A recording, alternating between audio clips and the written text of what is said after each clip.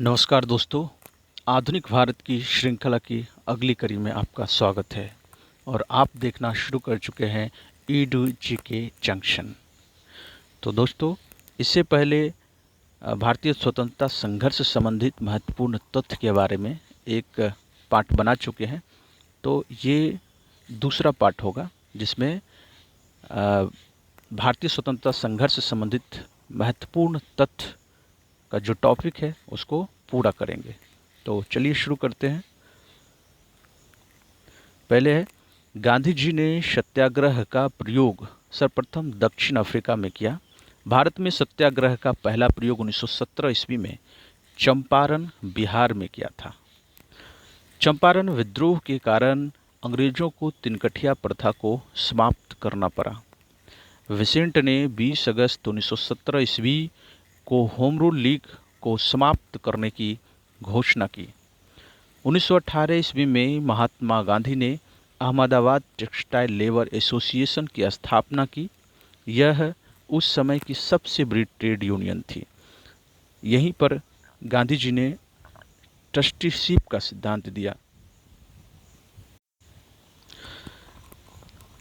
यहीं पर गांधी जी ने ट्रस्टीशिप का सिद्धांत दिया। इसमें उन्होंने बताया कि पूंजीपति मजदूरों के हितों की रक्षा करने वाले ट्रस्टी होते हैं। 31 अक्टूबर 1920 ईस्वी को एम जोशी ने all India trade union Congress AITUC की स्थापना की। इसके प्रथम अध्यक्ष लाला लाजपत राय थे।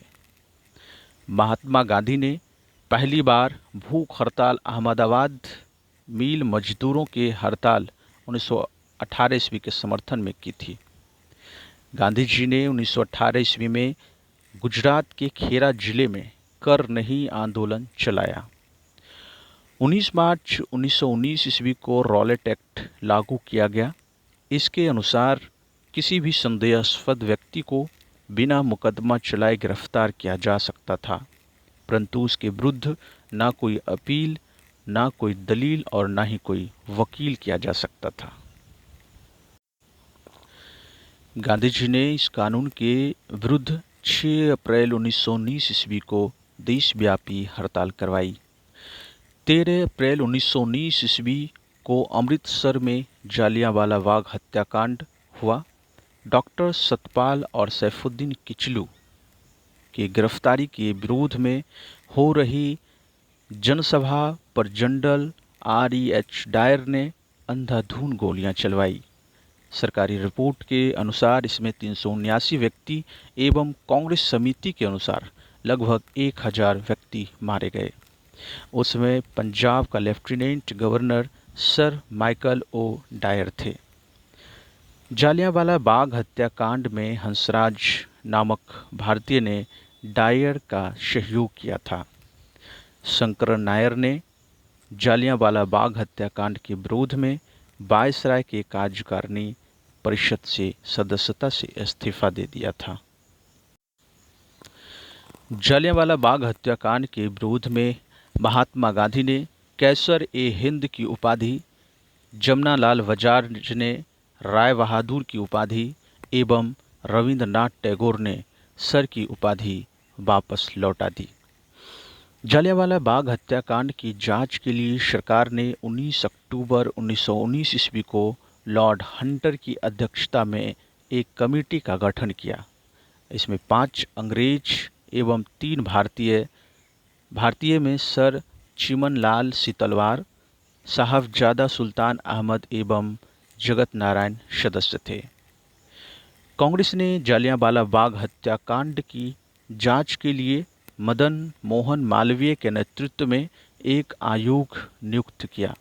इसके अन्य सदस्यों में मोतीलाल नेहरू एवं गांधी जी थे।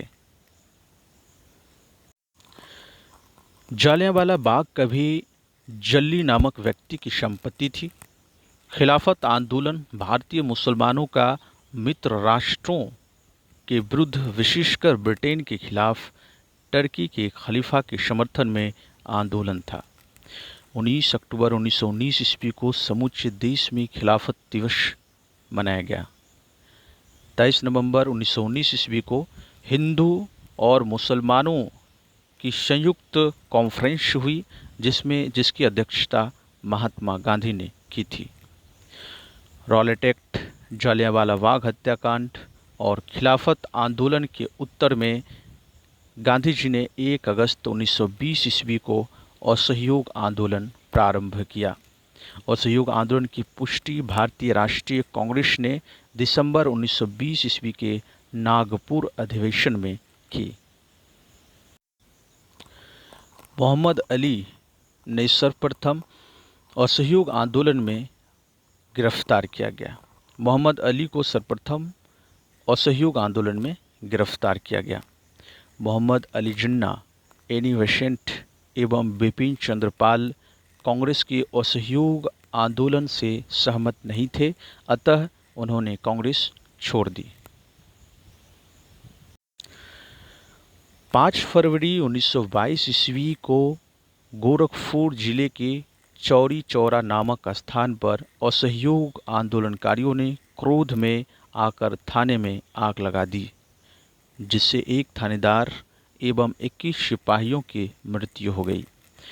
इस घटना से दुखित होकर गांधी जी ने 11 फरवरी 1922 ईस्वी को असहयोग आंदोलन स्थगित कर दिया। 13 मार्च 1922 ईस्वी को गांधी जी को गिरफ्तार कर 6 वर्ष की कड़ी कारावास की सजा सुनाई गई। स्वास्थ्य संबंधी कारणों से गांधी जी को 5 फरवरी 1924 ईस्वी को रिहा कर दिया गया। 1922 ईस्वी के मेवाड़ भीड़ आंदोलन का नेता मोतीलाल तेजावत थे। 1923 ईस्वी में इलाहाबाद में चित्तरंजन दास एवं मोतीलाल नेहरू ने कांग्रेस के अंतर्गत स्वराज पार्टी की स्थापना की। महात्मा गांधी सिर्फ एक बार कांग्रेस के बेलगांव अधिवेशन 1924 ईस्वी में इसके अध्यक्ष चुने गए थे। सचिंद्र सन्याल ने 1924 ईस्वी में कानपुर में हिंदुस्तान रिपब्लिकन एसोसिएशन की स्थापना की। भगत सिंह ने 1928 ईस्वी में दिल्ली स्थित फिरोज शाह कोटला में हिंदुस्तान सोशलिस्ट रिपब्लिकन एसोसिएशन की स्थापना की। यानी सचिंद्र सन्याल ने 1924 ईस्वी में कानपुर में हिंदुस्तान रिपब्लिकन एसोसिएशन की स्थापना की। भगत सिंह ने 1928 ईस्वी में दिल्ली स्थित फिरोज शाह कोटला में हिंदुस्तान सोशलिस्ट रिपब्लिकन एसोसिएशन की स्थापना की।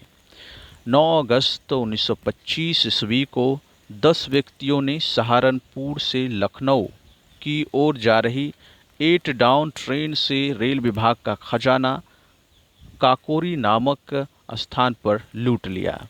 इसे ही काकोरी कांड कहा गया। सरकारी खजाना लूटने का विचार राम प्रसाद बिस्मिल का था। इसमें राम प्रसाद बिस्मिल, राजेंद्र लाहिड़ी, रोशन सिंह एवं अशफाक उल्ला खां को दिसंबर 1927 ईस्वी में फांसी दी गई एवं सचिंद्र सन्याल को आजीवन कारावास की सजा मिली। मनमथनाथ गुप्त को 14 वर्ष की कैद हुई। राम प्रसाद बिस्मिल यह कहते हुए कि मैं राज्य के पतन की इच्छा करता हूँ, फांसी पर लटक गए। संभवतः अशफाक उल्ला खां पहले भारतीय क्रांतिकारी मुसलमान थे जो देश की स्वतंत्रता के लिए फांसी के तख्ते पर लटके थे। स्त्रियों ने स्वयं अपने अधिकारों के लिए आंदोलन करने के उद्देश्य से 1926 ईस्वी में अखिल भारतीय महिला संघ 1926 ईस्वी में अखिल भारतीय महिला संघ की स्थापना की। साइमन कमीशन 3 फरवरी 1928 ईस्वी को भारत आया। इसे ही व्हाइट मैन कमीशन भी कहा गया। नेहरू रिपोर्ट को अंतिम रूप से अगस्त 1928 ईस्वी को में आयोजित सर्वदलीय सम्मेलन में स्वीकार किया गया। इस सम्मेलन की अध्यक्षता डॉक्टर अंसारी ने की थी। 30 अक्टूबर 1928 ईस्वी को लाहौर में साइमन आयोग के विरुद्ध प्रदर्शन करते समय पुलिस की लाठी से लाला लाजपत राय घायल हो गए और बाद में उनकी मृत्यु हो गई। साइमन कमीशन का बहिष्कार न करने वाले दो दल थे, जस्टिस पार्टी एवं पंजाब यूनियनिस्ट पार्टी। भगत सिंह के नेतृत्व में पंजाब के क्रांतिकारियों ने 17 दिसंबर 1928 ईस्वी को लाहौर के तत्कालीन सहायक पुलिस कप्तान सैंडर्स को गोली मार दी गई। अब इस पेज को जिसने अभी हमने पढ़ा है, इसको तेज़ी से रिवीजन करेंगे ताकि जो फैक्ट्स है वो हमारे माइंड में बनी रहे। तो चलिए शुरू करते हैं। गांधी जी ने सत्याग्रह का सर्वप्रथम प्रयोग दक्षिण अफ्रीका में किया। भारत में सत्याग्रह का पहला प्रयोग 1917 ईस्वी में चंपारण, बिहार में किया गया। चंपारण विद्रोह के कारण अंग्रेजों को तिनकठिया प्रथा को समाप्त करना पड़ा। विंसेंट ने 20 अगस्त 1917 ईस्वी को होम रूल लीग को समाप्त करने की घोषणा की। 1918 ईस्वी में महात्मा गांधी ने अहमदाबाद टेक्सटाइल लेबर एसोसिएशन की स्थापना की। यह उस समय की सबसे बड़ी ट्रेड यूनियन थी। यहीं पर गांधी जी ने ट्रस्टीशिप का सिद्धांत दिया। इसमें इन्होंने बताया कि पूंजीपति मजदूरों के हितों की रक्षा करने वाले ट्रस्टी होते हैं। 31 अक्टूबर 1920 ईस्वी को एम जोशी ने all India trade union Congress AITUC की स्थापना की। इसके प्रथम अध्यक्ष लाला लाजपत राय थे। महात्मा गांधी ने पहली बार भूख हड़ताल अहमदाबाद मिल मजदूरों की हड़ताल 1918 ईस्वी के समर्थन में की थी। गांधी जी ने 1918 ईस्वी में गुजरात के खेरा जिले में कर नहीं आंदोलन चलाया। 19 मार्च 1919 ईस्वी को रॉलेट एक्ट लागू किया गया। इसके अनुसार किसी भी संदेहास्पद व्यक्ति को बिना मुकदमा चलाए गिरफ्तार किया जा सकता था, परंतु उसके विरुद्ध ना कोई अपील, ना कोई दलील और ना ही कोई वकील किया जा सकता था। गांधी जी ने इस कानून के विरुद्ध 6 अप्रैल 1919 ईस्वी को देशव्यापी हड़ताल करवाई। 13 अप्रैल 1919 ईस्वी को अमृतसर में जालियांवाला बाग हत्याकांड हुआ। डॉक्टर सत्यपाल और सैफुद्दीन किचलू की गिरफ्तारी के विरोध में हो रही जनसभा पर जनरल R.H. डायर ने अंधाधुंध गोलियां चलवाई। सरकारी रिपोर्ट के अनुसार इसमें 379 व्यक्ति एवं कांग्रेस समिति के अनुसार लगभग 1000 व्यक्ति मारे गए। उस समय पंजाब के lieutenant governor sir Michael Dwyer था। जलियांवाला बाग हत्याकांड में हंसराज नामक भारतीय ने डायर का सहयोग किया था। शंकर नायर ने जलियांवाला बाग हत्याकांड के विरोध में वायसराय की कार्यकारिणी परिषद की सदस्यता से इस्तीफा दे दिया। जलियांवाला बाग हत्याकांड के विरोध में महात्मा गांधी ने कैसर हिंद की उपाधि, जमनालाल बजाज ने राय बहादुर की उपाधि को एवं रविन्द्रनाथ टैगोर ने सर की उपाधि को लौटा दिया। जलियांवाला बाग हत्याकांड की जांच के लिए सरकार ने 19 अक्टूबर 1919 ईस्वी को लॉर्ड हंटर की अध्यक्षता में कमेटी का गठन किया। इसमें 5 अंग्रेज एवं 3 भारतीय सर चीमन लाल तलवार, साहबजादा सुल्तान अहमद एवं जगत नारायण सदस्य थे। कांग्रेस ने जलियांवाला बाग हत्याकांड की जांच के लिए मदन मोहन मालवीय के नेतृत्व में एक आयोग नियुक्त किया। इसके अन्य सदस्य में मोतीलाल नेहरू एवं गांधी जी भी थे। जलियांवाला बाग कभी जल्ली नामक व्यक्ति की संपत्ति थी। खिलाफत आंदोलन भारतीय मुसलमानों का मित्र राष्ट्रों के विरुद्ध, विशेषकर ब्रिटेन के खिलाफ टर्की के खलीफा के समर्थन में आंदोलन था। 19 अक्टूबर 1919 ईस्वी को समूचे देश में खिलाफत दिवस मनाया गया। 23 नवंबर 1919 ईस्वी को हिंदू और मुसलमानों की एक संयुक्त कॉन्फ्रेंस हुई, जिसकी अध्यक्षता महात्मा गांधी ने की थी। रॉलेट एक्ट, जलियांवाला बाग हत्याकांड और खिलाफत आंदोलन के उत्तर में गांधी जी ने 1 अगस्त 1920 ईस्वी को असहयोग आंदोलन प्रारंभ किया। असहयोग आंदोलन की पुष्टि भारतीय राष्ट्रीय कांग्रेस ने दिसंबर 1920 ईस्वी के नागपुर अधिवेशन में किया। मोहम्मद अली को सर्वप्रथम असहयोग आंदोलन में गिरफ्तार किया गया। मोहम्मद अली जिन्ना, एनी बेसेंट तथा विपिन चंद्र पाल कांग्रेस के असहयोग आंदोलन से सहमत नहीं थे, अतः उन्होंने कांग्रेस छोड़ दी। 5 फरवरी 1922 ईस्वी को गोरखपुर जिले की चौरी चौरा नामक स्थान पर असहयोग आंदोलनकारियों ने क्रोध में आकर थाने में आग लगा दी, जिससे एक थानेदार एवं 21 सिपाहियों की मृत्यु हो गई। इस घटना से दुखित होकर गांधी जी ने 11 फरवरी 1922 ईस्वी को असहयोग आंदोलन को स्थगित कर दिया। 13 मार्च 1922 ईस्वी को गांधी जी को गिरफ्तार कर 6 वर्ष की कड़ी कारावास की सजा हुई। स्वास्थ्य का संबंधी कारणों से गांधी जी को 5 फरवरी 1924 ईस्वी को रिहा कर दिया गया। 1922 ईस्वी के मेवाड़ भीड़ आंदोलन का नेता मोतीलाल तेजावत था। 1923 ईस्वी में इलाहाबाद में चित्तरंजन दास एवं मोतीलाल नेहरू ने कांग्रेस के अंतर्गत स्वराज पार्टी की स्थापना की। महात्मा गांधी सिर्फ एक बार कांग्रेस के वेलगांव अधिवेशन 1924 ईस्वी में इसके अध्यक्ष चुने गए। सचिंद्रनाथ सन्याल ने 1924 ईस्वी में कांग्रेस में हिंदुस्तान रिपब्लिकन एसोसिएशन की स्थापना की। भगत सिंह ने 1928 ईस्वी में दिल्ली स्थित फिरोजशाह कोटला में हिंदुस्तान सोशलिस्ट रिपब्लिकन एसोसिएशन की स्थापना की। 9 अगस्त 1925 ईस्वी को 10 व्यक्तियों के सहारनपुर से लखनऊ की ओर जा रहे 8 टाउन ट्रेन से रेल विभाग के खजाना काकोरी नामक स्थान पर लूट लिया गया। ऐसे ही काकोरी कांड कहा गया। सरकारी खजाना लूटने का विचार राम प्रसाद बिस्मिल का था। इसमें राम प्रसाद बिस्मिल, राजेंद्र लाहिरी, रोशन सिंह एवं अशफाक उल्ला खां को दिसंबर 1927 ईस्वी में फांसी दे दी गई एवं सचिंद्रनाथ सन्याल को आजीवन कारावास की सजा मिली। मनमथनाथ गुप्त को 14 वर्ष की कैद हुई। राम प्रसाद बिस्मिल यह कहते हुए कि मैं राज्य के पतन की इच्छा करता हूँ, फांसी पर लटक गए। संभवतः अशफाकुल्ला खां पहले भारतीय क्रांतिकारी मुसलमान थे जो देश की स्वतंत्रता के लिए फांसी के तख्ते पर लटके थे। स्त्रियों ने स्वयं अपने अधिकारों के लिए आंदोलन करने के उद्देश्य से 1926 ईस्वी में अखिल भारतीय महिला संघ की स्थापना की। साइमन कमीशन 3 फरवरी 1928 ईस्वी को भारत आया। इसे व्हाइट बैंड कमीशन भी कहा गया है। नेहरू रिपोर्ट के अंतिम रूप से अगस्त 1928 ईस्वी में आयोजित सर्वदलीय सम्मेलन में स्वीकार किया गया। इस सम्मेलन की अध्यक्षता डॉक्टर अंसारी ने की थी। 30 अक्टूबर 1928 ईस्वी को लाहौर के साइमन आयोग के विरुद्ध प्रदर्शन करते समय पुलिस की लाठी से लाला लाजपत राय की घायल हो गए और बाद में उनकी मृत्यु हो गई। साइमन कमीशन का बहिष्कार न करने वाले 2 दल थे, जस्टिस पार्टी एवं पंजाब यूनियनिस्ट पार्टी। भगत सिंह के नेतृत्व में पंजाब के क्रांतिकारियों ने 17 दिसंबर 1928 ईस्वी को लाहौर के तत्कालीन सहायक पुलिस कप्तान सॉन्डर्स को गोली मारकर हत्या कर दी। पब्लिक सेफ्टी बिल के पास होने के विरोध में 8 अप्रैल 1929 ईस्वी को वटुकेश्वर दत्त एवं भगत सिंह ने दिल्ली में सेंट्रल लेजिस्लेटिव असेंबली में खाली बेंचों पर बम फेंका। क्रांतिकारियों ने अपने पर्चे में कहा था कि उनका मकसद किसी की जान लेना नहीं, बल्कि बहरे कानों तक अपनी आवाज़ पहुंचाने के लिए है। भगत सिंह एवं बटुकेश्वर दत्त के बम फेंकने के समय असेंबली के अध्यक्ष विट्ठल भाई पटेल सदारत कर रहे थे। कांग्रेस के 1929 ईस्वी के लाहौर अधिवेशन में पूर्ण स्वराज का अपना लक्ष्य घोषित किया गया था। इस अधिवेशन की अध्यक्षता जवाहरलाल नेहरू कर रहे थे। 31 दिसंबर 1929 ईस्वी को रात के 12 बजे जवाहरलाल नेहरू ने रावी नदी के तट पर नवगृहित तिरंगे को फहराया। इसी अधिवेशन में 26 जनवरी 1930 ईस्वी को प्रथम स्वाधीनता दिवस के रूप में मनाने का निश्चय किया गया। इसके साथ प्रत्येक वर्ष 26 जनवरी को स्वतंत्रता दिवस के रूप में मनाए जाने की परंपरा की शुरुआत हुई।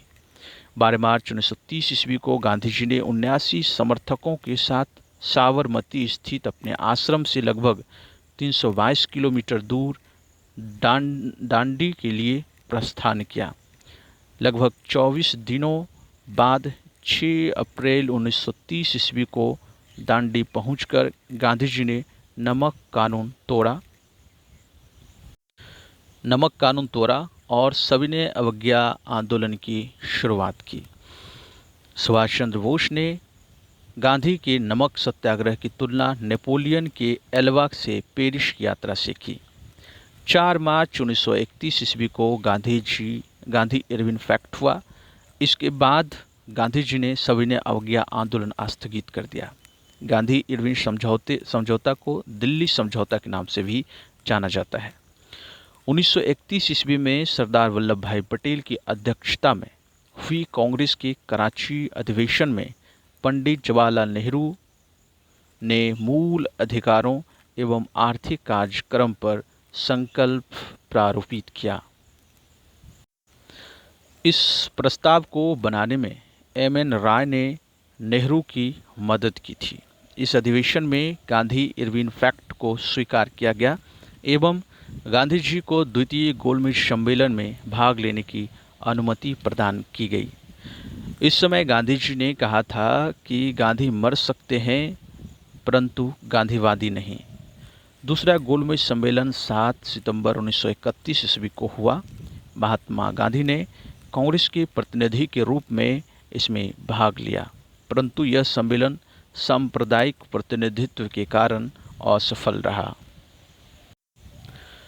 प्रथम गोलमेज सम्मेलन 12 नवंबर 1930 ईस्वी एवं तृतीय गोलमेज सम्मेलन 17 नवंबर 1932 ईस्वी को हुआ।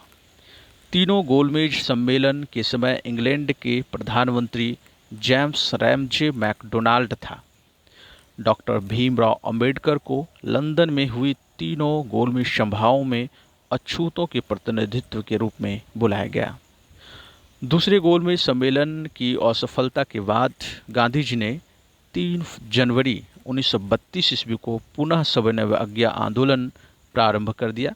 सविनय अवज्ञा आंदोलन अंतिम रूप से 7 अप्रैल 1934 ईस्वी को वापस लिया गया। सविनय अवज्ञा आंदोलन में पठान सत्याग्रहियों पर गोली चलाने पर से गढ़वाल राइफल्स ने इनकार कर दिया था। 23 मार्च 1931 ईस्वी को सुखदेव, भगत सिंह एवं राजगुरु को फांसी पर लटका दिया गया।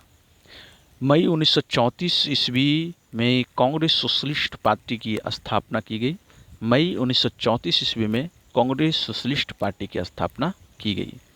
अखिल भारतीय किसान सभा का प्रथम सम्मेलन अप्रैल 1936 ईस्वी में लखनऊ में हुआ। इसके अध्यक्ष स्वामी सहजानंद तथा महासचिव एन.जी. रंगा चुने गए। स्वामी सहजानंद सरस्वती ने हुंकार नामक पत्रिका का पटना से प्रकाशन किया। यह किसान आंदोलन की पत्रिका थी। राहुल संकीर्तन इस साप्ताहिक पत्रिका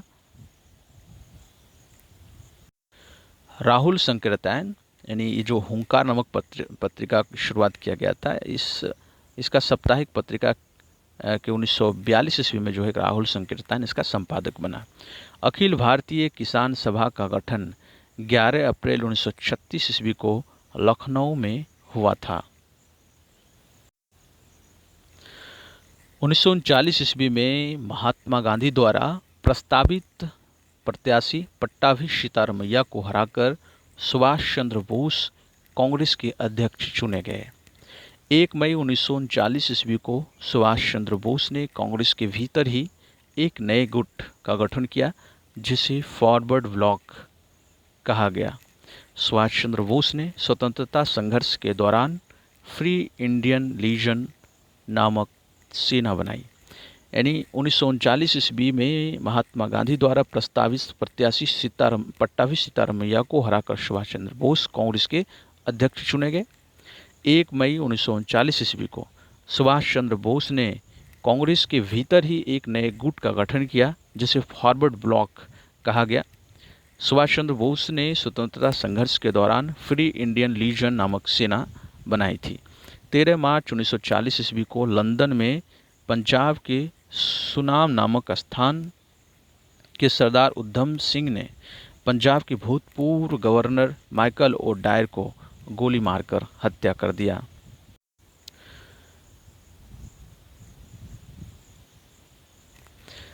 गांधी जी ने 17 अक्टूबर 1940 ईस्वी को पवनार में व्यक्तिगत सत्याग्रह आंदोलन शुरू किया। इस आंदोलन के प्रथम सत्याग्रही विनोबा भावे एवं दूसरे सत्याग्रही जवाहरलाल नेहरू एवं तीसरे सत्याग्रही ब्रह्मदत्त थे। इस आंदोलन को दिल्ली चलो आंदोलन भी कहा गया। 24 मार्च 1940 ईस्वी को मुस्लिम लीग के लाहौर अधिवेशन में अध्यक्षता करते हुए मोहम्मद अली जिन्ना ने भारत से अलग मुस्लिम राष्ट्र पाकिस्तान की मांग की। मुस्लिम लीग के 1940 ईस्वी के दिल्ली अधिवेशन, जिसकी अध्यक्षता अल्लाह बख्श ने की थी, में खलीकुज्जमान ने पाकिस्तान नाम से अलग राष्ट्र के प्रस्ताव को रखा था। यानी गांधी जी ने 17 अक्टूबर 1940 ईस्वी को पवनार में व्यक्तिगत सत्याग्रह आंदोलन शुरू किया। इस आंदोलन के प्रथम सत्याग्रही विनोबा भावे थे, दूसरे सत्याग्रही जवाहरलाल नेहरू थे एवं तीसरे सत्याग्रही ब्रह्मदत्त थे। इस आंदोलन को दिल्ली चलो आंदोलन यानी व्यक्तिगत सत्याग्रह आंदोलन को दिल्ली चलो आंदोलन भी कहा गया। 24 मार्च 1940 ईस्वी को मुस्लिम लीग के लाहौर अधिवेशन में की अध्यक्षता करते हुए मोहम्मद अली जिन्ना ने भारत से अलग मुस्लिम राष्ट्र पाकिस्तान की मांग की। मुस्लिम लीग के 1940 ईस्वी के दिल्ली अधिवेशन, जिसकी अध्यक्षता अल्लाह बख्श ने किया था, में खलीकुज्जमान ने पाकिस्तान नाम से अलग राष्ट्र के प्रस्ताव को रखा था। 1942 में वर्धा में कांग्रेस ने अंग्रेजों भारत छोड़ो प्रस्ताव पारित किया। 1942 ईस्वी में वर्धा में कांग्रेस ने अंग्रेजों भारत छोड़ो प्रस्ताव पारित किया। 7 अगस्त 1942 ईस्वी को कांग्रेस की बैठक बम्बई के ऐतिहासिक ग्वालियर टैंक में हुई। इसकी अध्यक्षता अबुल कलाम आज़ाद ने की थी। यानी 7 अगस्त 1942 को कांग्रेस की बैठक बम्बई के ऐतिहासिक ग्वालियर टैंक में हुई। इसकी अध्यक्षता अबुल कलाम आज़ाद ने की थी। गांधी जी के भारत छोड़ो प्रस्ताव को कांग्रेस कार्य समिति ने 8 अगस्त 1942 ईस्वी को स्वीकार कर लिया। भारत छोड़ो आंदोलन की शुरुआत 9 अगस्त 1942 ईस्वी को हुई। इसी आंदोलन में गांधी जी ने करो या मरो का नारा दिया। गांधी जी के भारत छोड़ो प्रस्ताव को कांग्रेस कार्य समिति ने 8 अगस्त 1942 ईस्वी को स्वीकार किया। भारत छोड़ो आंदोलन की शुरुआत 9 अगस्त 1942 ईस्वी को हुई। इस आंदोलन में गांधी जी ने करो या मरो का नारा दिया।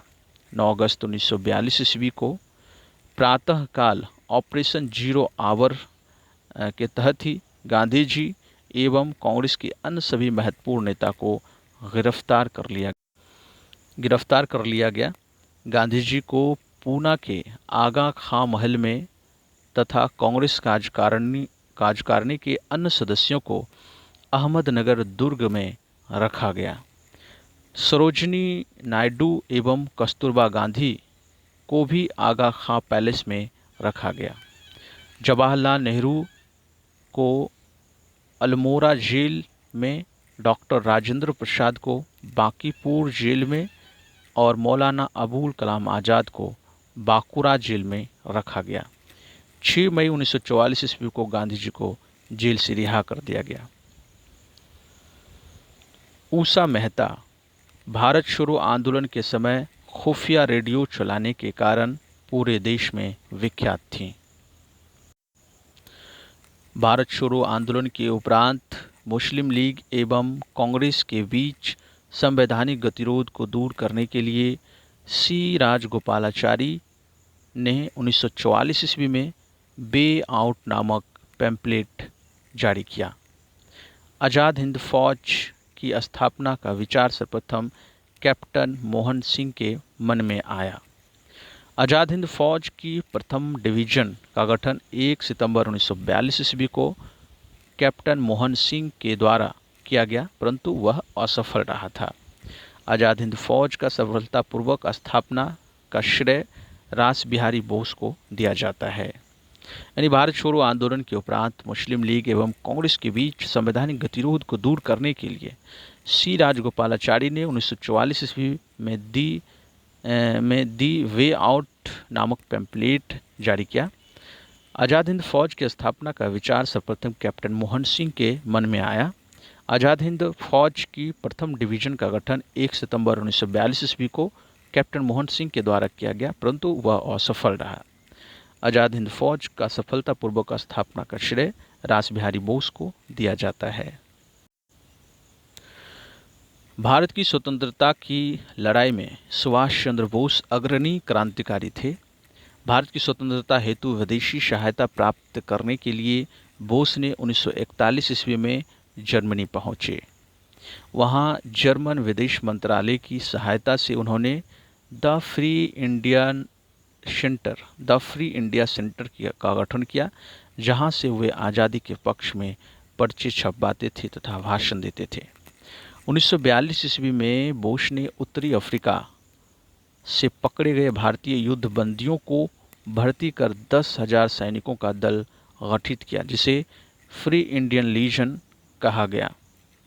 सुभाष चंद्र बोस ने 21 अक्टूबर 1943 ईस्वी को सिंगापुर में स्वतंत्र भारत की अस्थायी सरकार का गठन किया।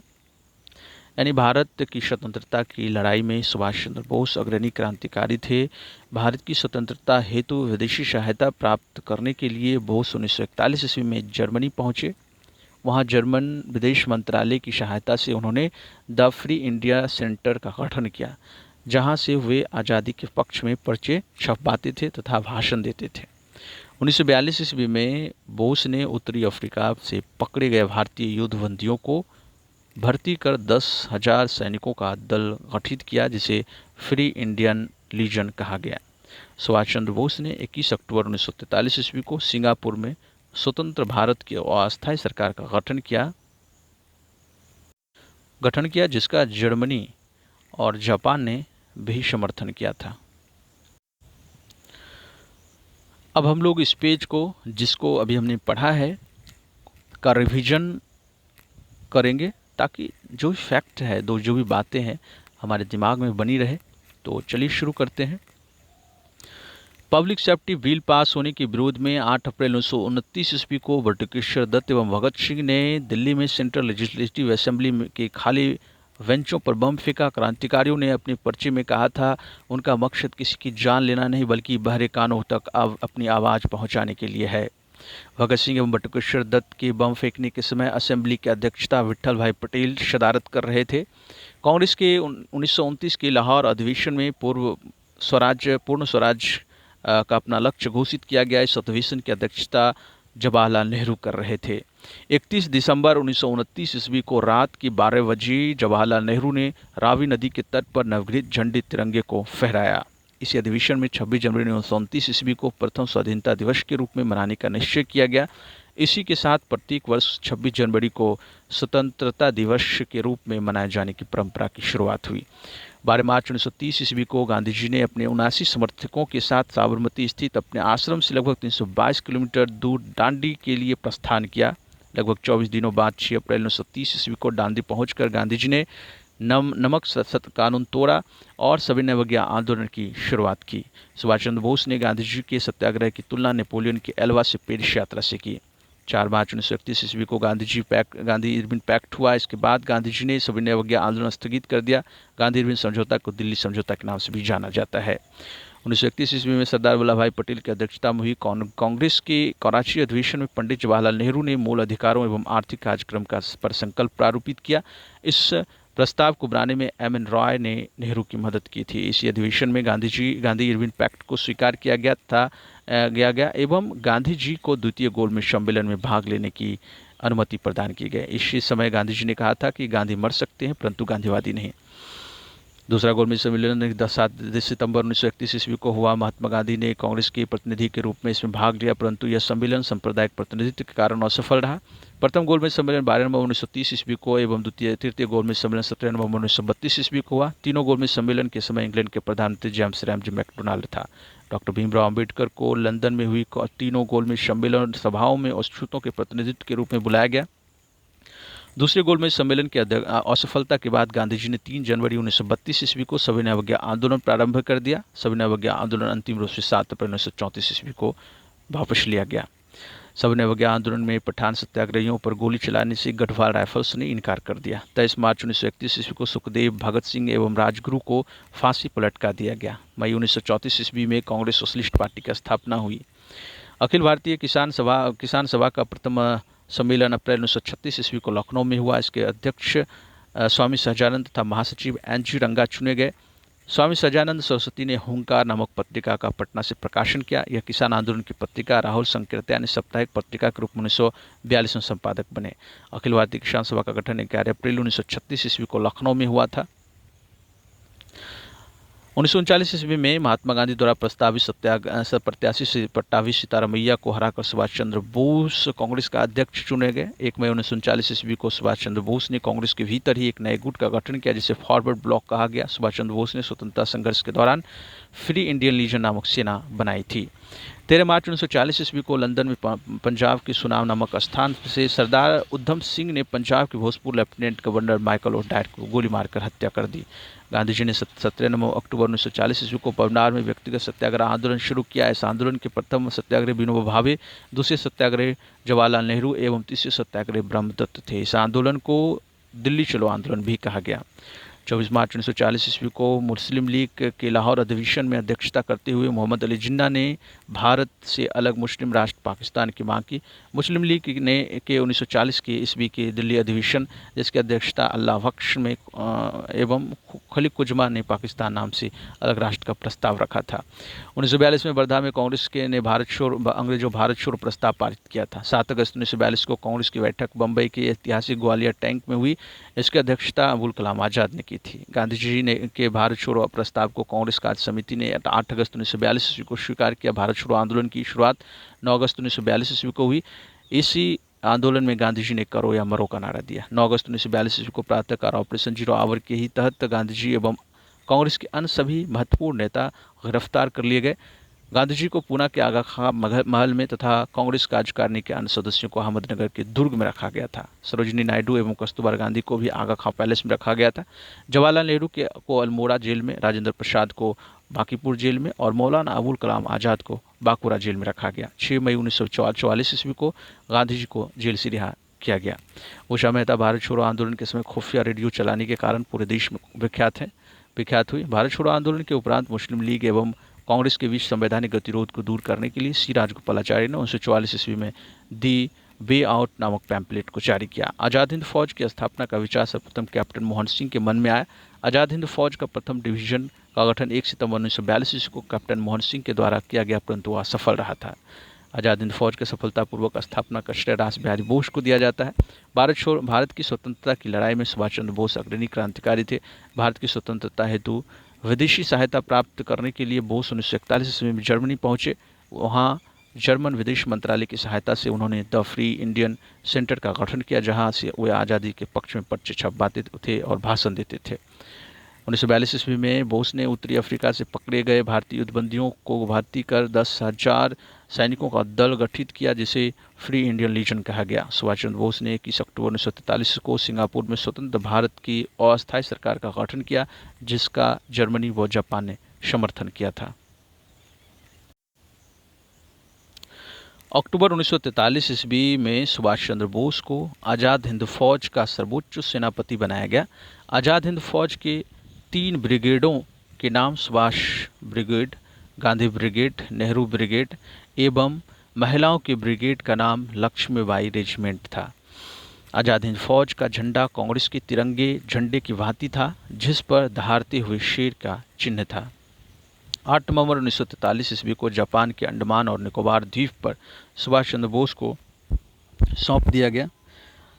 नेताजी ने इसका नाम क्रमशः शहीद द्वीप और स्वराज्य द्वीप रखा। यानी 8 नवंबर 1943 ईस्वी को जापान ने अंडमान निकोबार द्वीप को सुभाष चंद्र बोस को सौंप दिया गया। नेताजी ने इसका नाम क्रमशः यानी अंडमान द्वीप का नाम शहीद द्वीप और निकोबार द्वीप का नाम स्वराज द्वीप रखा। टोक्यो जाते हुए फॉर्मोसा द्वीप के बाद अचानक हवाई जहाज में आग लग जाने से सुभाष चंद्र बोस 8 अगस्त 1945 ईस्वी को मारे गए, परंतु इस दुर्घटना को अभी तक प्रमाणित नहीं माना गया है। सुभाष चंद्र बोस का जन्म 23 जनवरी 1897 ईस्वी को कटक, ओडिशा में हुआ था। आज़ाद हिंद फौज के गिरफ्तार अधिकारी पी.के. सहगल, कर्नल गुरुदयार ढिल्लन एवं मेजर शाहनवाज खां पर राजद्रोह का आरोप लगाकर दिल्ली के लाल किले पर मुकदमा 1945 ईस्वी में चलाया गया। वायसराय ने इसकी सज़ा को माफ़ कर दिया। आज़ाद हिंद फौज के अभियुक्तों की तरफ से तेज बहादुर शप्रू, जवाहरलाल नेहरू, भोला भाई देसाई नेतृत्व कर रहे थे एवं के.एन. काटजू ने पैरवी की थी। कराची में 20 फरवरी 1946 ईस्वी में वायुसेना के कुछ सैनिकों ने ब्रिटिश सरकार के विरुद्ध हड़ताल कर दी। बम्बई, लाहौर, दिल्ली में भी यह शीघ्र ही फैल गई। इसमें लगभग 5200 सैनिकों ने भाग लिया था। इनकी प्रमुख मांग थी कि भारतीय और अंग्रेज सैनिकों में बराबरी का व्यवहार किया जाए। नौसेना विद्रोह 19 फरवरी 1946 ईस्वी को बम्बई में INS तलवार नामक जहाज के नौसैनिकों के द्वारा शुरू किया गया था। 5000 सैनिकों ने आज़ाद हिंद फौज के बिल्ले लगाए। इन्होंने भी बराबरी की मांग की। 25 फरवरी 1946 ईस्वी को नौसेना के विद्रोहियों ने सरदार पटेल के दबाव में आकर समर्पण कर दिया। कैबिनेट मिशन 1946 प्रधानमंत्री एटली ने 15 फरवरी 1946 ईस्वी को भारतीय संविधान सभा की स्थापना एवं तत्कालीन ज्वलंत समस्याओं पर भारतीयों से विचार विमर्श के लिए कैबिनेट मिशन को भारत भेजने की घोषणा की। 24 मार्च 1946 ईस्वी को कैबिनेट मिशन दिल्ली पहुंचा।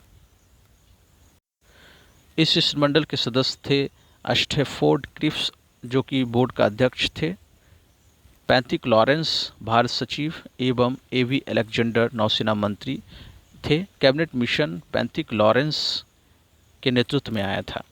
कैबिनेट मिशन योजना को मुस्लिम लीग ने 6 जून 1946 ईस्वी को और कांग्रेस ने 25 जून 1946 ईस्वी को स्वीकार कर लिया। कैबिनेट मिशन योजना को स्वीकार करने के किए जाने के पश्चात संविधान सभा के निर्माण के लिए हुए चुनाव यानी जुलाई 1946 में कांग्रेस ने 214 सामान्य स्थानों में से 205 स्थान प्राप्त किए। मुस्लिम लीग ने 78 मुस्लिम स्थानों में से 73 स्थान प्राप्त किया। कांग्रेस को 4 सिख संप्रदाय का भी समर्थन प्राप्त था। मुस्लिम लीग ने 16 अगस्त 1946 ईस्वी को सीधी अथवा प्रत्यक्ष कार्रवाई दिवस डायरेक्ट एक्शन डे मनाया। सर्वप्रथम प्रत्यक्ष कार्रवाई दिवस कलकत्ता में मनाया गया।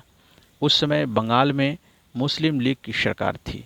बंगाल के मुख्यमंत्री शहीद सोहावर्दी थे। 3 जून 1947 ईस्वी को भारत विभाजन के माउंटबेटन योजना प्रकाशित हुई। माउंटबेटन योजना को कांग्रेस कार्य समिति ने 3 जून 1947 ईस्वी की बैठक में स्वीकार कर लिया। 14 जून 1947 ईस्वी को कांग्रेस महासमिति की बैठक में गोविंद बल्लभ पंत ने देश के विभाजन की माउंटबेटन योजना को स्वीकार करने का प्रस्ताव पेश किया। इस प्रस्ताव का समर्थन अबुल कलाम आज़ाद ने किया, जो बंटवारे का विरोध करते आ रहे थे। आज़ाद ने कहा कि कांग्रेस कार्य समिति का फैसला सही फैसला नहीं है, लेकिन कांग्रेस के सामने कोई और रास्ता नहीं है। गांधी, नेहरू और पटेल के समर्थन के बावजूद कांग्रेस कार्य समिति का देश विभाजन का प्रस्ताव अखिल भारतीय कांग्रेस समिति में सर्वसम्मति से पास न हो सका। 161 सदस्यों ने उसके खिलाफ वोट किया या वे तटस्थ रहे। प्रस्ताव का विरोध करने वालों में सिंध कांग्रेस के नेता चौथराम मिडवानी, पंजाब कांग्रेस के अध्यक्ष डॉक्टर किचलू, पुरुषोत्तम दास टंडन, मौलाना हफीजुर रहमान थे। मुस्लिम लीग की काउंसिल की बैठक माउंटबेटन योजना पर विचार करने के लिए 10 जून 1947 ईस्वी को नई दिल्ली में बुलाई गई। लीग ने भारी बहुमत से इस योजना को स्वीकार कर लिया। लीग की बैठक में उपस्थित 400 सदस्यों में से सिर्फ 10 सदस्य ने ही विरोध किया था। 4 जुलाई 1947 ईस्वी को ब्रिटिश संसद में भारतीय स्वाधीनता विधेयक पेश किया गया। 15 जुलाई को बिना किसी संशोधन के हाउस ऑफ कॉमन्स द्वारा और 16 जुलाई को हाउस ऑफ लॉर्ड्स द्वारा पास कर दिया गया। 18 जुलाई 1947 ईस्वी को उस पर ब्रिटिश सम्राट का हस्ताक्षर हो गए। इसके अनुसार देश को 15 अगस्त 1947 को 2 डोमिनियनों भारत और पाकिस्तान में बांट दिया गया। दोनों डोमिनियनों को पूरी स्वतंत्रता और प्रभुसत्ता सौंप दी गई। 14 अगस्त को पाकिस्तान अधिराज्य और 15 अगस्त को भारतीय अधिराज्य की स्थापना हुई। भारत की आज़ादी के समय इंग्लैंड के सम्राट जॉर्ज षष्ठम था। यह भारत का अंतिम सम्राट एवं कॉमनवेल्थ नेशन का प्रथम प्रधान था। जवाहरलाल नेहरू के नेतृत्व में अंतरिम सरकार का गठन 2 सितंबर 1946 ईस्वी को हुआ। 26 अक्टूबर 1946 ईस्वी को मुस्लिम लीग अंतरिम सरकार में सम्मिलित हुई। 23 मार्च 1947 ईस्वी को मुस्लिम लीग ने पाकिस्तान दिवस के रूप में मनाया। स्वतंत्रता प्राप्ति के समय कांग्रेस के अध्यक्ष जेबी कृपलानी एवं ब्रिटेन के प्रधानमंत्री क्लेमेंट एटली लेबर पार्टी से थे। भगत सिंह के विरुद्ध मुखबिरी के कारण फणींद्र घोष की हत्या बैकुंठ शुक्ल ने कर दी थी। महात्मा गांधी द्वारा स्थापित हरिजन सेवक संघ के संस्थापक अध्यक्ष डॉक्टर घनश्याम दास बिरला थे। गांधी जी ने कांग्रेस की सदस्यता से 2 बार त्यागपत्र दिया, 1925 ईस्वी में और 1930 ईस्वी में। बांटो और छोरो का नारा लीग ने दिसंबर 1943 ईस्वी के कराची अधिवेशन में दिया था। कांग्रेस का प्रथम ब्रिटिश अध्यक्ष जॉर्ज यूले थे। मैं देश के बालू से ही कांग्रेस से भी बड़ा आंदोलन खड़ा कर सकता हूं, महात्मा गांधी ने कहा था। मैं देश के बालू से ही कांग्रेस से भी बड़ा आंदोलन खड़ा कर सकता हूं, महात्मा गांधी ने कहा था। डंडा फौज का गठन पंजाब के चमनदीप ने किया था। दीनबंधु मित्र का नाटक नील दर्पण में दिल्ली की खेती करने वाले पर हुए अत्याचार का उल्लेख है। दीनबंधु मित्र का नाटक नील दर्पण में नील की खेती करने वाले पर हुए अत्याचार का उल्लेख है। राष्ट्रवादी अहरार आंदोलन मजहर उल हक ने प्रारंभ किया था। आत्मसम्मान आंदोलन की शुरुआत रामास्वामी नायकर ने की थी। निरंकारी आंदोलन की शुरुआत दयालदास ने की थी। ब्रह्म समाज का प्रतिज्ञा पत्र देवेंद्रनाथ ठाकुर ने तैयार किया था। देव समाज के संस्थापक शिव नारायण अग्निहोत्री थे। तरुण स्त्री सभा की स्थापना कलकत्ता में की गई थी। अब इस पेज को, जिसको अभी हमने पढ़ा है, का रिवीजन तेज़ी से करेंगे ताकि इसमें जो भी फैक्ट हैं, जो भी बातें हमारे दिमाग में बनी रहे। तो चलिए शुरू करते हैं। अक्टूबर 1943 ईस्वी में सुभाष चंद्र बोस को आज़ाद हिंद फौज का सर्वोच्च सेनापति बनाया गया था। आज़ाद हिंद फौज की 3 ब्रिगेडों के नाम सुभाष ब्रिगेड, गांधी ब्रिगेड एवं नेहरू ब्रिगेड एवं महिलाओं के ब्रिगेड का नाम लक्ष्मीबाई रेजिमेंट था। आज़ाद हिंद फौज का झंडा कांग्रेस के तिरंगे झंडे की भांति था, जिस पर दहाड़ते हुए शेर का प्रतीक चिन्ह था। 8 नवंबर 1943 ईस्वी को जापान के अंडमान और निकोबार द्वीप सुभाष चंद्र बोस को सौंप दिए गए। नेताजी ने इसका नाम क्रमशः शहीद द्वीप एवं स्वराज द्वीप रखा। टोक्यो जाते हुए फॉर्मोसा द्वीप के बाद अचानक हवाई जहाज में आग लग जाने से सुभाष चंद्र बोस 18 अगस्त 1945 ईस्वी को मारे गए, परंतु इस दुर्घटना को अभी तक प्रमाणित माना नहीं गया है। सुभाष चंद्र बोस का जन्म 23 जनवरी 1897 ईस्वी को कटक ओडिशा में हुआ था। आज़ाद हिंद फौज के गिरफ्तार अधिकारी पी.के. सहगल, कर्नल गुरुद्वार ढिल्लन एवं मेजर शाहनवाज खां पर राजद्रोह का आरोप लगाकर दिल्ली के लाल किले पर नवंबर 1945 ईस्वी में मुकदमा चलाया गया। वायसराय ने इसकी सजा को माफ़ कर दिया। आज़ाद हिंद फौज के अभियुक्तों की तरफ से तेज बहादुर शप्रू, जवाहरलाल नेहरू, भोला भाई देसाई एवं के.एन. काटजू ने पैरवी की थी। कराची में 20 फरवरी 1946 ईस्वी को वायुसेना के कुछ सैनिकों ने ब्रिटिश सरकार के विरुद्ध हड़ताल कर दी। बम्बई, लाहौर, दिल्ली में ही यह शीघ्र ही फैल गया। इसमें लगभग 5200 सैनिकों ने भाग लिया था। इसकी प्रमुख मांग थी कि भारतीय और अंग्रेज सैनिकों में बराबरी का व्यवहार किया जाए। नौसेना विद्रोह 19 फरवरी 1946 ईस्वी को बम्बई में INS तलवार नामक जहाज के नौसैनिकों के द्वारा किया गया। 5000 सैनिकों ने आज़ाद हिंद फौज के बिल्ले लगाए। इन्होंने भी बराबरी की मांग की। 25 फरवरी 1946 ईस्वी को नौसेना के विद्रोहियों ने सरदार पटेल के दबाव में आकर समर्पण कर दिया। Cabinet mission 1946। प्रधानमंत्री अटली ने 15 फरवरी 1946 ईस्वी को भारतीय संविधान सभा की स्थापना एवं तत्कालीन ज्वलंत समस्याओं पर भारतीयों पर विचार विमर्श के लिए कैबिनेट मिशन को भारत भेजने की घोषणा की। 24 मार्च 1946 ईस्वी को कैबिनेट मिशन दिल्ली पहुंचा। इस शिष्टमंडल के सदस्य थे स्टैफोर्ड क्रिस्ट, अध्यक्ष board of trade, Pethick Lawrence Bharat सचिव एवं A.B. अलेक्जेंडर नौसेना मंत्री। कैबिनेट मिशन पैंथिक लॉरेंस के नेतृत्व में आया था। कैबिनेट मिशन योजना को मुस्लिम लीग ने 6 जून 1946 ईस्वी को एवं कांग्रेस ने 25 जून 1946 ईस्वी को स्वीकार कर लिया। कैबिनेट मिशन योजना को स्वीकार किए जाने के पश्चात संविधान सभा के निर्माण के लिए हुई चुनाव जुलाई 1946 में कांग्रेस ने 214 सामान्य स्थानों में से 205 स्थान प्राप्त किया और मुस्लिम लीग ने 78 मुस्लिम स्थानों में से 73 स्थान प्राप्त किया। कांग्रेस को 4 सिख सदस्यों का भी समर्थन प्राप्त था। मुस्लिम लीग ने 16 अगस्त 1946 ईस्वी को सीधी अथवा प्रत्यक्ष कार्रवाई दिवस राइट एक्शन डे मनाया गया। सर्वप्रथम प्रत्यक्ष कार्रवाई दिवस कोलकाता में मनाया गया। उसमें बंगाल में मुस्लिम लीग की सरकार थी। बंगाल के मुख्यमंत्री शहीद सोहरावर्दी थे। 3 जून 1947 ईस्वी को भारत विभाजन की माउंटबेटन योजना प्रकाशित की गई। माउंटबेटन योजना को कांग्रेस कार्य समिति ने 3 जून 1947 ईस्वी की बैठक में स्वीकार कर लिया। 14 जून 1947 ईस्वी को कांग्रेस महासमिति की बैठक में गोविंद बल्लभ पंत ने देश के विभाजन की माउंटबेटन योजना को स्वीकार करने का प्रस्ताव पेश किया। इस प्रस्ताव का समर्थन अबुल कलाम आज़ाद ने किया, जो बंटवारे का विरोध करते आ रहे थे। आज़ाद ने कहा था, कांग्रेस कार्य समिति का फैसला सही फैसला नहीं है, लेकिन कांग्रेस के सामने कोई और दूसरा रास्ता नहीं है।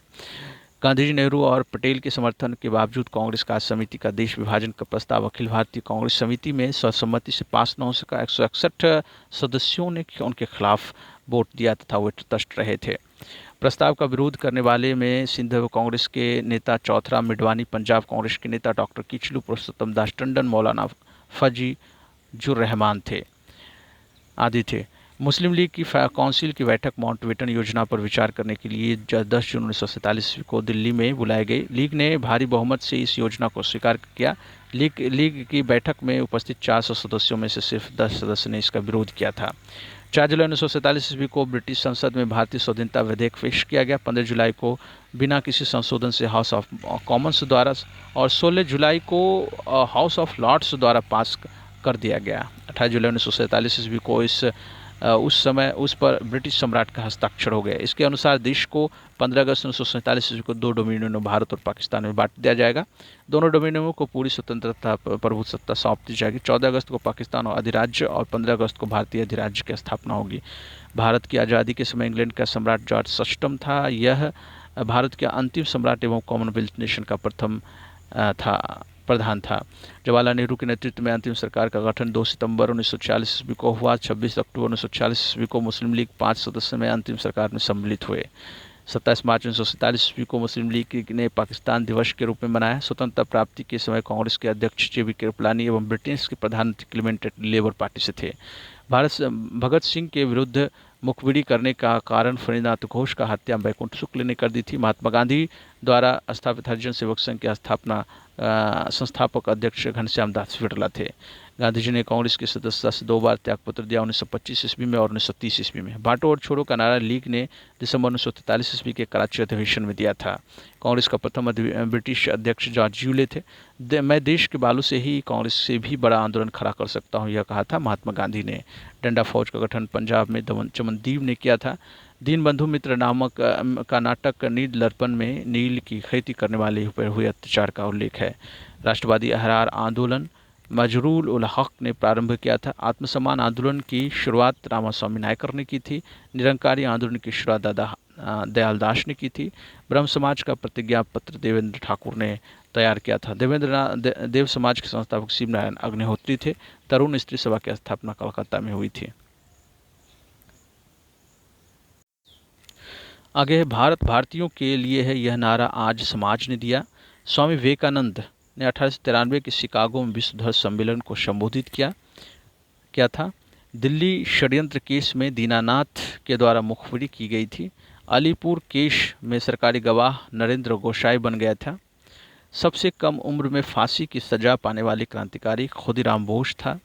इंकलाब जिंदाबाद का नारा भगत सिंह ने दिया था। शहीद आजम के नाम से भगत सिंह जाना जाता है।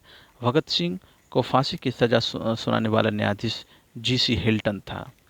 सबके लिए एक जाति एक धर्म एक ईश्वर का नारा शिव नारायण गुरु ने दिया था। सबके लिए एक जाति एक धर्म एक ईश्वर का नारा नारायण गुरु ने दिया था। सवर्ण हिंदुओं की फांसीवादी कांग्रेस कहकर कांग्रेस का चरित्र निरूपण मोहम्मद अली जिन्ना ने किया था। मैं एक क्रांतिकारी के रूप में काम करता हूँ, यह कथन जवाहरलाल नेहरू का है। महात्मा गांधी को रविन्द्रनाथ टैगोर ने सर्वप्रथम महात्मा कहा था। महात्मा गांधी को सर्वप्रथम राष्ट्रपिता कहकर संबोधित किया था सुभाष चंद्र बोस ने। वल्लभ भाई पटेल को सरदार की उपाधि बारदोली सत्याग्रह की सफलता के बाद वहां की महिलाओं की ओर से गांधी जी ने प्रदान की थी। सुभाष चंद्र बोस को सर्वप्रथम नेताजी एडोल्फ हिटलर ने कहा था। गोपाल गोखले के आध्यात्मिक एवं राजनीतिक गुरु MG रनाडे थे। महात्मा गांधी के राजनीतिक गुरु गोपाल कृष्ण गोखले थे। सुभाष चंद्र बोस के राजनीतिक गुरु देशबंधु चित्तरंजन दास थे। भारत का बिस्मार्क सरदार वल्लभ भाई पटेल को कहा जाता है। शुद्धि आंदोलन के प्रवर्तक स्वामी दयानंद सरस्वती थे। 19वीं शताब्दी के भारतीय पुनर्जागरण का पिता राजा राम मोहन राय को कहा जाता है। अखिल भारतीय हरिजन संघ की स्थापना महात्मा गांधी ने की थी। फ्रैंक मॉरिस ने सर्वप्रथम गांधी को अर्धनग्न फकीर कहा। राष्ट्रीय युवा दिवस स्वामी विवेकानंद से संबंधित है। यंग बंगाल आंदोलन का प्रवर्तक हेनरी विवियन डिरोजियो था। कांग्रेस ने मौलाना अबुल कलाम आज़ाद की अध्यक्षता में भारत छोड़ो आंदोलन को प्रस्ताव पारित किया था। भारत के पितामह यानी ग्रैंड ऑलमेंड ऑफ इंडिया दादा भाई नौरोजी को कहा जाता है। गोपाल हरि देशमुख को लोकहितवादी के नाम से जाना जाता है। बिना ताज के बादशाह सुरेंद्रनाथ बनर्जी को कहा जाता है। एओ ह्यूम को हर्मिट ऑफ शिमला कहा जाता है। एओ ह्यूम 1885 से 1907 ईस्वी तक कांग्रेस के महामंत्री रहे। कांग्रेस के प्रथम मुस्लिम अध्यक्ष बदरुद्दीन तैयबजी थे। रॉलेट एक्ट को बिना अपील बिना वकील तथा बिना दलील का कानून कहा गया। मोहम्मद अली एवं शौकत अली ने 1919 ईस्वी में खिलाफत आंदोलन की शुरुआत की थी। तीनों गोलमेज सम्मेलनों में भाग लेने वाले भारतीय नेता थे डॉक्टर भीमराव अम्बेडकर। 22 दिसंबर 1939 ईस्वी को कांग्रेस मंत्रिमंडल ने सामूहिक रूप से त्यागपत्र दिया। इस दिन को मुस्लिम लीग को मुक्ति दिवस के रूप में मनाया। पाकिस्तान शब्द का जन्मदाता चौधरी रहमत अली थे। गांधी जी ने क्रिप्स प्रस्ताव पर कहा था, यह एक आगे की तारीख का चेक है जिसका बैंक नष्ट होने वाला है। It is post dated cheque on the failing bank. Indian independence for India league की स्थापना जवाहरलाल नेहरू और सुभाष चंद्र बोस ने किया था। Independence for India league, independence for India league की स्थापना जवाहरलाल नेहरू और सुभाष चंद्र बोस ने किया था। इंडिया इंडिपेंडेंस लीग की स्थापना रास बिहारी बोस ने किया था। यानी इंडिपेंडेंस फॉर इंडिया लीग की स्थापना जवाहरलाल नेहरू और सुभाष चंद्र बोस ने की थी, जबकि इंडिया इंडिपेंडेंस लीग की स्थापना रास बिहारी बोस ने की थी। राष्ट्रीय स्वतंत्रता आंदोलन के दौरान कुख्यात सेलुलर जेल अंडमान में स्थित है। आज महिला सभा की स्थापना पंडित रमाबाई ने की थी। अब इस पेज को, जिसको अभी हमने पढ़ा है, उसका तेजी से रिवीजन करेंगे और आपसे रिक्वेस्ट है कि इसको आप गौर से सुने, पूरा कॉन्संट्रेट लगा कर, ताकि जो भी फैक्ट है, जो भी बातें हैं, वो आपके दिमाग में छप जाए। तो चलिए शुरू करते हैं। भारत भारतीयों के लिए यह नारा आज समाज ने दिया था। स्वामी विवेकानंद ने 1893 ईस्वी में शिकागो में विश्व धर्म सम्मेलन को संबोधित किया। दिल्ली षड्यंत्र केस में दीनानाथ के द्वारा मुखबरी की गई थी।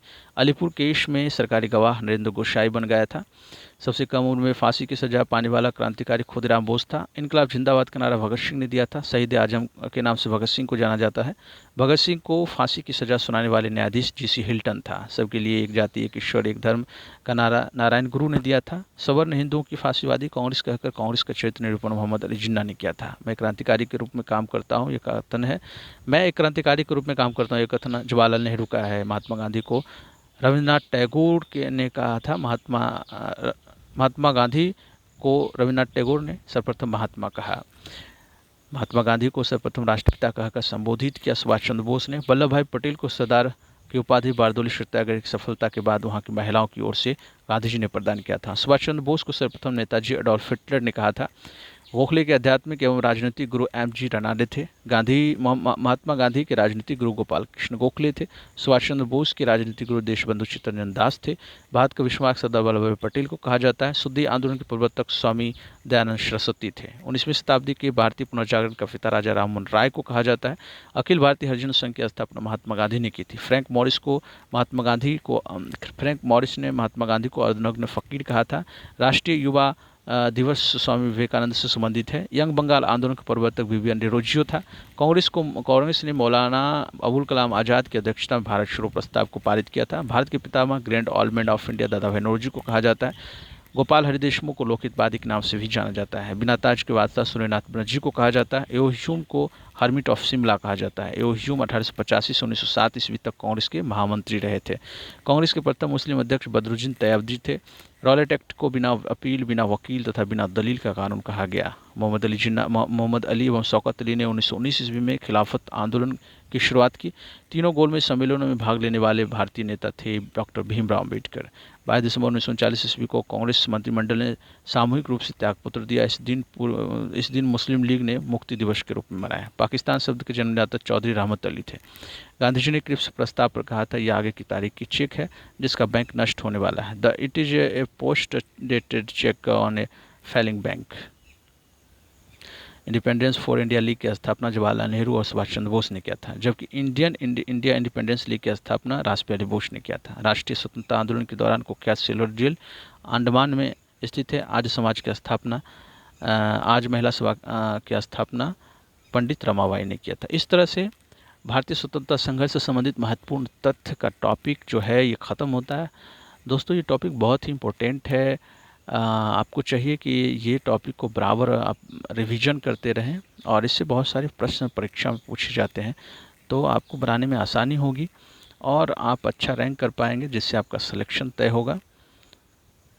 तो मेरा उद्देश्य यही है कि आप बार बार रिवीजन करें और क्योंकि आप लोग कहीं ना कहीं पढ़े होंगे, पहली बार ऐसा नहीं होगा कि आप लूसेंट पढ़ रहे होंगे। ये 90% स्टूडेंट के टेबल पे रहते हैं।